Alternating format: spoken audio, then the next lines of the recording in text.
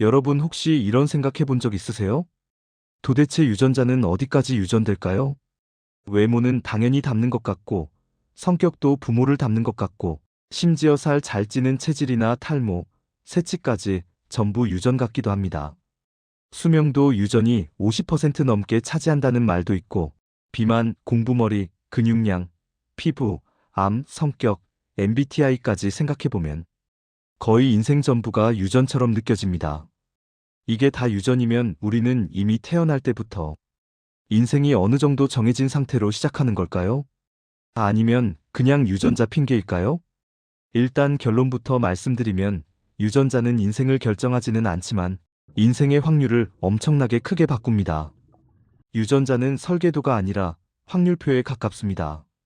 같은 게임을 시작하더라도 어떤 사람은 쉬운 난이도로 시작하고 어떤 사람은 하드모드로 시작하는 것에 가깝습니다. 먼저 가장 눈에 보이는 것부터 보면 키입니다. 키는 진짜 유전자 영향이 엄청 큽니다. 보통 70에서 80% 정도가 유전입니다. 부모 키가 크면 자식 키도 클 확률이 높고 부모 둘 다 작으면 솔직히 아무리 노력해도 한계가 있습니다. 얼굴형, 체형, 머리숱도 마찬가지입니다. 특히 남성형 탈모는 거의 유전이라고 봐도 됩니다. 아버지나 할아버지의 머리숱을 보면 내 미래의 머리숱이 대충 보이는 경우가 많습니다. 새치도 그렇습니다. 어릴 때부터 흰머리 나는 사람들을 보면 거의 집안력입니다. 부모 중 한 명이라도 새치가 많으면 자식도 확률이 높습니다. 근육량과 운동 재능도 유전입니다.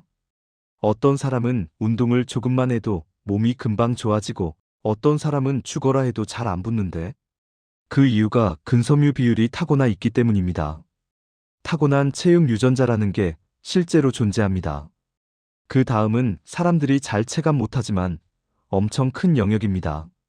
술 잘 마시는 사람과 한 잔만 마셔도 얼굴 빨개지는 사람의 차이, 이것도 거의 유전자입니다. 알코올 분해 효소 유전자가 다르게 태어나기 때문입니다. 그래서 어떤 사람은 매일 술 마셔도 멀쩡하고 어떤 사람은 조금만 마셔도 숙취로 하루를 날립니다. 카페인도 마찬가지입니다. 어떤 사람은 밤에 커피 마셔도 바로 자고 어떤 사람은 오전에 한 잔만 마셔도 심장이 두근거리고 잠을 못 잡니다. 이것도 카페인 대사 유전자 차이입니다. 냄새에 대한 민감도도 유전입니다. 어떤 사람은 향수 냄새만 맡아도 머리가 아프고 어떤 사람은 냄새를 거의 못 느낍니다. 심지어 고수나 미나리 같은 향신채를 비누맛처럼 느끼는 것도 특정 유전자 때문입니다. 통증 민감도도 유전입니다.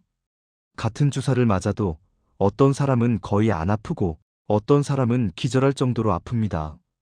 이건 통증 신호 전달 유전자 차이입니다. 스트레스 반응도 유전입니다. 어떤 사람은 웬만한 일에도 멘탈이 안 무너지는데 어떤 사람은 작은 일에도 불안하고 예민해집니다. 이건 뇌에서 스트레스 호르몬을 조절하는 방식이 다르기 때문입니다. 그래서 불안장애나 우울 성향도 환경만의 문제가 아니라 기본 체질이 크게 작용합니다. 식욕도 유전입니다. 어떤 사람은 배가 불러도 계속 먹고 싶고 어떤 사람은 배가 차면 바로 숟가락을 내려놓습니다. 이건 포만감 호르몬 유전자 차이입니다. 의지가 아니라 뇌 신호가 다르게 오는 이유인 겁니다. 잠도 유전입니다. 잠을 많이 자야 멀쩡한 사람이 있고 4시간만 자도 멀쩡한 사람이 있습니다. 어떤 사람은 아침형 인간으로 태어나고 어떤 사람은 밤형 인간으로 태어납니다. 노력으로 어느 정도 조절은 가능하지만 기본 리듬은 거의 유전 때문입니다. 심지어 위험 감수 성향도 유전입니다. 어떤 사람은 번지 점프를 타고 싶어 하고 어떤 사람은 엘리베이터도 무서워합니다. 이건 도파민 시스템 차이입니다. 그래서 투자 성향, 창업 성향, 모험 성향도 어느 정도는 타고나는 겁니다. 여기까지 보면 우리가 나라고 생각하는 성향 대부분이 사실 유전자에서 출발합니다. 그러면 수명은 어떨까요? 수명도 꽤 유전입니다. 연구들을 보면 수명의 약 40에서 60% 정도가 유전 영향을 받습니다. 부모가 오래 살았으면 자식도 기본 수명 자체가 긴 편입니다. 물론 사고나 질병은 예외지만 순수 체질만 놓고 보면 오래 살 확률 자체는 이미 태어날 때 꽤 정해져 있다는 겁니다. 비만도 마찬가지입니다. 살찌는 건 전부 의지 문제라고 생각하지만 사실 살이 잘 찌는 체질 자체가 유전입니다. 같은 양을 먹어도 누구는 살이 안 찌고 누구는 금방 살이 찌는 이유가 이것입니다. 피부도 거의 유전입니다. 피부 얇음, 주름 잘생김, 여드름 체질 이런 것들 전부 기본 재질은 타고납니다. 관리로 겉모습은 바꿀 수 있어도 한계는 분명합니다. 지능, 흔히 말하는 공부머리도 유전 영향이 매우 큽니다. 대략 50에서 70% 정도는 유전이라고 보면 됩니다. 머리가 잘 돌아가는 구조 자체가 어느 정도는 태어날 때 결정됩니다. 하지만 여기서 중요한 건 이게 성적을 결정하는 건 아니라는 겁니다. 지능은 재료이고 성적은 사용법입니다. 아무리 좋은 재료를 줘도 안 쓰면 의미 없고 평범한 재료라도 잘 쓰면 결과가 달라집니다. 그리고 사람들이 제일 많이 착각하는 게 성격과 MBTI입니다. 성격은 실제로 유전 영향이 큽니다. 외향적인지 내향적인지, 불안이 많은지, 충동적인지. 이런 성향은 상당 부분 유전입니다. 하지만 MBTI는 직접 유전되는 게 아닙니다. MBTI는 인간이 만든 분류이고 유전되는 건 성향이지 알파벳 4글자가 아닙니다. 그러니까 ENTP 집안, ISTJ 집안 이런 건 없습니다. 다만 비슷한 성향이 반복될 뿐입니다. 높은 사망률의 암도 마찬가지입니다. 많은 사람들이 암은 전부 유전이라고 생각하는데 실제로 유전암은 일부만 해당됩니다. 대부분의 암은 생활습관 영향이 훨씬 큽니다. 여기서 진짜 중요한 개념 하나가 있습니다. 바로 후성유전입니다.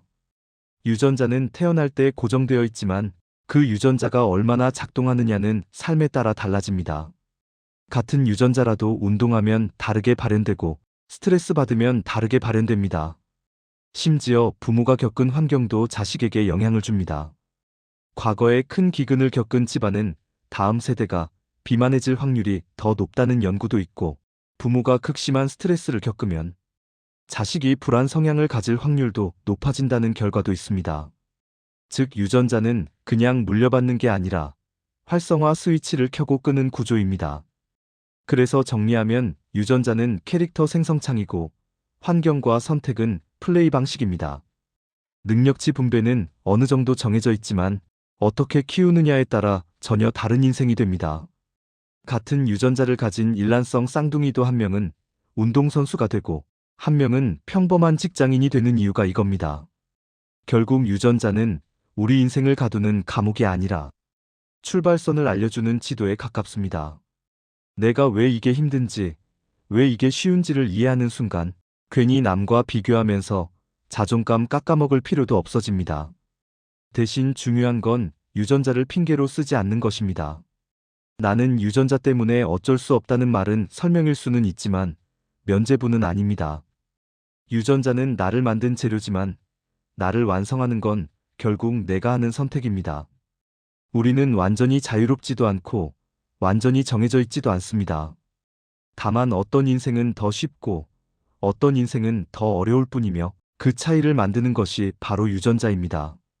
그리고 그 사실을 아는 순간부터 인생은 조금 덜 억울해지고 조금 더 전략적으로 살아갈 수 있게 됩니다. 지금까지 내용을 정리해보면 유전자는 우리가 생각하는 것보다 훨씬 많은 것을 결정하고 있습니다. 외모나 키 같은 눈에 보이는 것뿐만 아니라 성격, 스트레스 반응, 식욕, 수면 습관, 통증 민감도, 심지어 인생을 대하는 태도까지 상당 부분이 이미 태어날 때부터 설정되어 있습니다. 하지만 동시에 유전자는 인생을 완전히 결정하지는 않습니다. 유전자는 출발선일 뿐이고 환경과 선택에 따라 결과는 얼마든지 달라질 수 있습니다.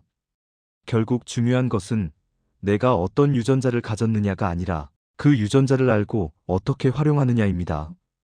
유전자를 이해하는 순간부터 우리는 남과 비교하며 괜히 자신을 탓하는 대신 나에게 맞는 방식으로 인생을 설계할 수 있게 됩니다.